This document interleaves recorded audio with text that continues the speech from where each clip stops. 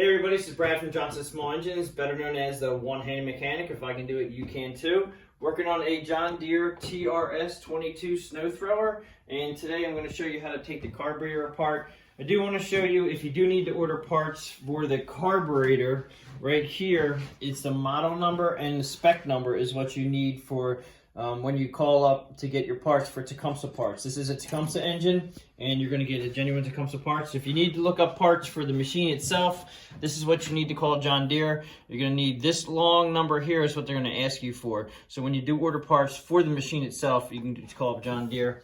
Okay, so the tools we're going to use today from left to right, we got a pair of pliers, a pair of needle nose pliers, 3/8 wrench, 7/16 wrench. This is my plastic tool remover. This is just a clip remover. I use it for a lot of different things. This here is a little scroll pointed screwdriver I made to make marks on things so I can remember where things go back in. A 1/4 inch ratchet. I'm going to use this is a Phillips head socket that I actually made. And this goes on here for when I need to really grunt something off. 5/16 nut driver and a Phillips head screwdriver. So that's pretty much what we need today. I'm going to take off this knob here. It has to come off because we're going to take off, this is the cover for the carburetor. So I'm just going to put this behind here, and you can just pull these off pretty easily. They just come off pretty straightforward. We have 2 Phillips head screws here, and usually these will come out pretty easily. If they're rusted, sometimes they don't, and that's where that bigger Phillips head adapter that I have over there that I made actually comes in handy. This machine here is fairly new. We don't get a whole lot of snow in this area, so these machines don't get used too much, and that's why we're doing a carburetor rebuild. 5/16 nut driver or a 5/16 wrench. We'll get this guy off here at the top. You don't have to take it off. You just have to loosen it up because there's a little slit right here. So you just slide this out, pull this up out of the way. Now, I have a little issue with this handle here. Sometimes you have to take these handles out, but this one you don't. Now, this should have a connector on it, a wire connector here. You can either disconnect it here or you can disconnect it here.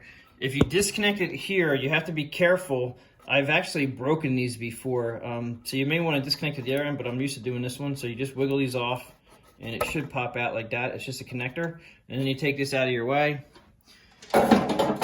Okay, so here's the carburetor, and while the carburetor is on the machine, I like to take this off. We're gonna put this carburetor into an ultrasonic cleaner, and I like to take these off because this doesn't necessarily need to go in the ultrasonic cleaner, but we have to get inside this carburetor to pull out a couple items to clean them out. So I like to take this off while it's on the machine. It's a little bit easier, but I'm going to use my little adapter with the Phillips. These are very tight, and they usually have locked tight on the bolts. They're actually screws, but Phillips head screw here. These are pretty easy. Somebody must have had this apart because normally these screws are extremely hard to get out. Usually I use my 1/4 inch electric ratchet, but today didn't think I needed it. It's really nice to have though. Makes things go a lot faster. And so we're just going to take this out of the way. Remember that this rod goes up through here. Okay, that's for your choke. So this is how the choke works when it's all in. So when you put it back together again, you might want to read this, or not read this, you want to watch this video. And also here, these can fall out, okay? And if you slide these out the wrong direction, they won't turn. You actually have to have them you have to be the right spot there, so this will turn properly. So if you have it out this way, it won't work. So you got to make sure when you put this back together again that they're properly the right where they should be to put them back together again. Now this is the primer hose here, and normally this primer hose through time gets very dry rotted or very soft. This one here is pretty mushy, and as you can see by the end of this, it's not looking too good. So what I'm going to do is I'm going to put new primer line on when I put this back together again. And what I do is this is going to go up through here into the primer bulb here. And what I normally do is I normally attach primer line to this, and then I'll pop this off here. And this is where that tool comes in handy right here. You can pop this off right here like that. And you can pop this out. And you can either do two things. You can either take it off here and attach the hose and like with a piece of tape and pull it through. But you want to be able to pull this hose through with the new hose on it. And then you'll have a brand new line. You can get this line online. It is a Tecumseh part. Don't think I have that on me right at the moment, but this is just about taking this carburetor off. So we're gonna take care of this when we put it back together again. But now we're down to getting the fuel line off. Now you do have to turn the fuel valve off if it has a fuel shut off, and this may or may not. Okay, so this one does. All right, so just make sure that the fuel line is off. If not, you're gonna have to pinch it or pinch it down here because this is gonna go to the carburetor. Obviously, this is not the right fuel filter. You shouldn't have this all set up like this. We're gonna change this out too. But coming back to the carburetor, since we know the fuel is off, just a regular set of pliers right here. I didn't show you these pliers, but everybody should have a set of pliers, I'm sure. And it's just a little clip right there. You're gonna put it off to the side. Get your plastic clip remover tool here and just get it right in here. I'm gonna push this off like that. And yes, you're gonna have some fuel dripping out of here, so you wanna make sure you have a rag, make sure you're somewhere where it's not gonna hurt whatever it's gonna be dripping on. All right, so actually this was dry. Now, the reason why I have my little scratcher tool is this rod right here has to go in a certain hole. And as you can see, these have many holes here. So what I do is I'll scratch a little line right where that hole is before I take it off. So what I'll do is I'll just kind of make a mark here. You can use, a marker, but the reason why I scratch it in because I'm literally scratching it into the metal.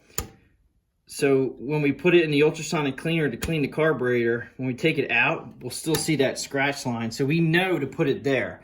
And granted, I could probably look at my video and see where I put it, but it's just for you guys out there when you take this off to do that.